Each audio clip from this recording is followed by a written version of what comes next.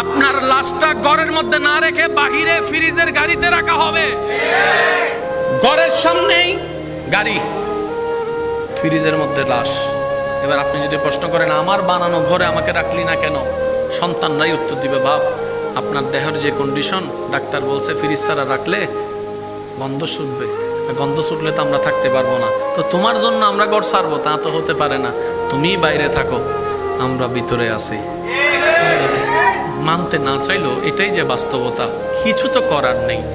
ওখান থেকেই আপনাকে কাফনটা পড়ে, গোসলটা দিয়ে কাফনটা পড়ে, দুশ্মনরা কিন্তু কাঁধে নিবে না, আপনার আপনজনেরাই কিন্তু আপনাকে কাঁধে করে করে নিয়ে যাবে খাটিয়াতে করে। আজকে যার জানাজা আপনি দেখছেন, কেন জানাজা দেখছেন জানেন? আপনাকে ভাবতে হবে ওই জানাজার মানুষ একদিন আমারও হবে, ওই খাটটাতে একদিন আমিও শুব, ওই খাটটাতে একদিন আমিও শুব। আমাকে এরকম করে ভিতর দেহ নিয়ে চলে যেতে হবে কবরে। যখন একজন মানুষ, বৎকার মানুষকে কবরের দিকে নিয়ে যাওয়া হয়, তার রূহ বারবার চিৎকার করে সবাইকে ডাকতে থাকে, ভাই আমারে কবরে দিস না, আমাকে অন্ধকারে দিস না, আমি একা থাকতে পারবো না, একা সেই যাত্রায়, লম্বা যাত্রায় আমি যেতে পারবো না। সে চিল্লাতে থাকে, শোনার মতো কান আপনার আমার হয় না। আপনার আপনজনেরাই আপনাকে কোমরের মধ্যে গামছা বেঁধে, দুইজন নিচে থাকবে, হাতটা দিবে, দুইজনে কোমরের মধ্যে ধরবে, দুইজনে পা মাথার ধরে আস্তে আস্তে নামানো হবে। চিৎকার দিতে থাকে সেই সময় মৃত্যু ব্যক্তিরা, তখন রুহরা চিৎকার দিতে থাকে, ভাই আমাকে নামাইস না, আমি পারবো না থাকতে, কবরের মধ্যে থাকতে পারবো না। কে শুনে কার কথা? ভালোবাসা যতই হোক, শরীর থেকে গন্ধ শুরু হলে ভালোবাসা তো আর ভালোবাসার জায়গায় থাকবে না, এটাই তো বাস্তবতা।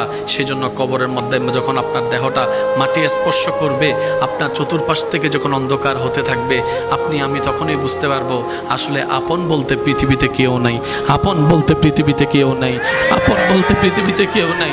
সবাই শুধু সাময়িক চলার একটা নাম মাত্র, সবই সাময়িক একটা চলার বাহানা মাত্র। পরিচয় দিব কি এই মেয়েটাকে? সেজন্য বলে যে এটা স্বামী, এটা স্ত্রী। পরিচয় দিব কি এই ছেলে মেয়ের? তখন উত্তর দেয় এটা আমার বড় ছেলে, এটা আমার বড় মেয়ে। সামান্য একটা পরিচয় মাত্র।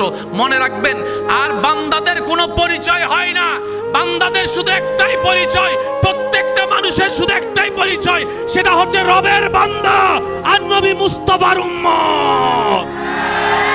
আপনার কাছে যদি কেউ টাকা পায়, জিনিস পায়, দিয়ে দেন, আর যদি আপনি পেয়ে থাকেন তাহলে মাফ করে দেন। আমি দুইটা শব্দ বলেছি, একটু খেয়াল করবেন। যদি আপনার থেকে কেউ পায়, সামর্থ্য থাকলে দিয়ে দেন, সামর্থ্য না থাকলে তার সাথে একটু সাক্ষাৎ করে, পারলে দিব, না পারলে দাবি রাখিস না, মাফ করে দেন। তুই 5 লাখ পাস, ধর আমি ধরে 2 লাখ দিচ্ছি ভেঙে ভেঙে, আমারও তো লস, দিলাম, বাকি 3 লাখ তুই আমার মাফ করে দিস। আর যদি আপনার থেকে